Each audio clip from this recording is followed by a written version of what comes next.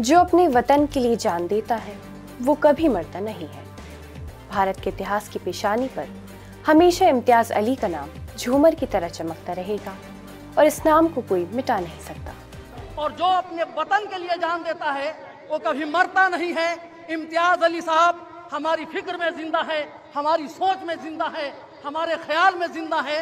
भारत के इतिहास और इतिहास की पेशानी पर हमेशा इम्तियाज अली का नाम झूमर की तरह चमकता रहेगा और इस नाम को कोई मिटा नहीं सकता है।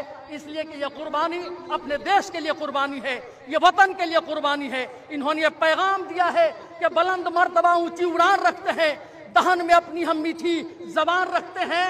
वफादारी हमारे खून के कतरों में शामिल है, हम दिल ही नहीं आंखों में हिंदुस्तान रखते हैं। और जो हमारे इस वतन की तरफ आंख उठाएगा, इम्तियाज अली साहब जाते हुए पैगाम दे रहे हैं कि उसकी आंखें निकाल ली जाएगी। जो हाथ भारत की तरफ उठेगा वो हाथ काट लिया जाएगा, जो कदम आगे बढ़ेगा वो पांव तोड़ दिया जाएगा। ये शहादत आने वाले हिंदुस्तान के कम से कम 1 अरब 20 करोड़ हिंदुस्तानियों के जज्बे को जिंदा कर रहा है, इनकी हिम्मत को बुलंदी अता कर रहा है, इनके हौसले को आसमान की बुलंदी अता कर रहा है।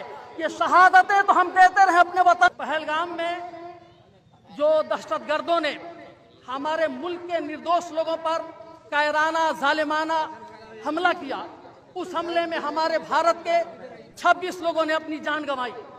किसी माँ ने अपने बेटे को खो दिया, किसी बहन ने अपने सिंदूर को खो दिया, किसी माँ की गोद सुनी हो गई, किसी माँ का सिंदूर उजड़ गया। उसके बाद हमारे भारत की तरफ से नौजवानों ने, हमारी सरकार ने सिंदूर ऑपरेशन चलाकर पाकिस्तान के नापाक इरादों को मुंहतोड़ जवाब दिया।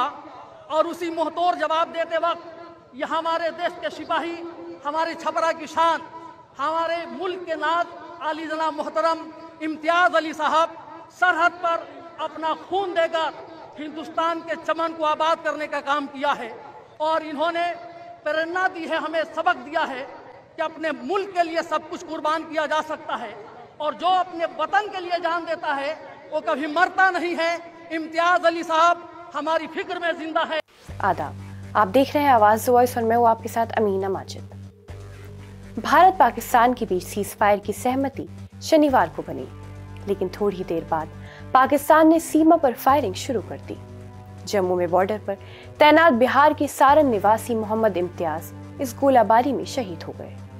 बीएसएफ के सब इंस्पेक्टर शहीद मोहम्मद इम्तियाज का पार्थिव शरीर सोमवार को उनके पैतृक गांव नारायणपुर पहुंचा।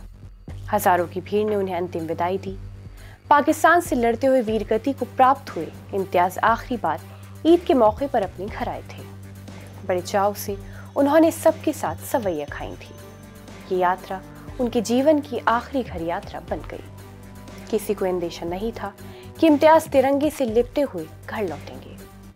सोमवार को शहीद मोहम्मद इम्तियाज का पार्थिव शरीर जम्मू से पटना एयरपोर्ट लाया गया।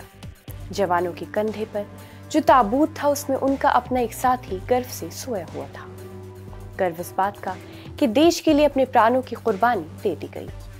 दुश्मन से लड़ते हुए मोहम्मद इम्तियाज अपने साथियों को बॉर्डर पर बचाते हुए बलिदान हो गए और अब अपने गांव लौटे हैं आखिरी विदाई लेने, जहां बचपन से लेकर जवानी तक उनकी गुजरी थी। सोमवार को जैसे ही शहीद मोहम्मद इम्तियाज का पार्थिव शरीर उनके पैतृक गांव पहुंचा तो हजारों की संख्या में लोगों की भीड़ उमड़ पड़ी। गड़का से मानपुर के बीच हर चौक चौराहे पर लोग वीर सपूत के अंतिम दर्शन के लिए खड़े थे। बच्चों से लेकर बुजुर्ग तक इस भीड़ में शामिल थे और शहीद की एक झलक पाने को बेचैन थे। शहीद इम्तियाज के पार्थिव शरीर को पटना से गड़का लाते समय रास्ते में लोगों का जनसैलाब दिखा। सड़क के दोनों किनारे पर खड़े होकर लोग नारे लगाते रहे। बाइक सवार युवकों ने वीर शहीद इम्तियाज अमर रहे, हिंदुस्तान जिंदाबाद और पाकिस्तान मुर्दाबाद के नारे लगाए। शहीद इम्तियाज के बेटे इमरान ने अपने पिता की शहादत पर गर्व जताते हुए लोगों को भावुक कर दिया। इमरान ने कहा कि अपने पिता को खोने का गम भी है तो उन पर गर्व भी। पाकिस्तान और आतंकवादियों को कड़ा सबक सिखाने की मांग इमरान ने सरकार से की है।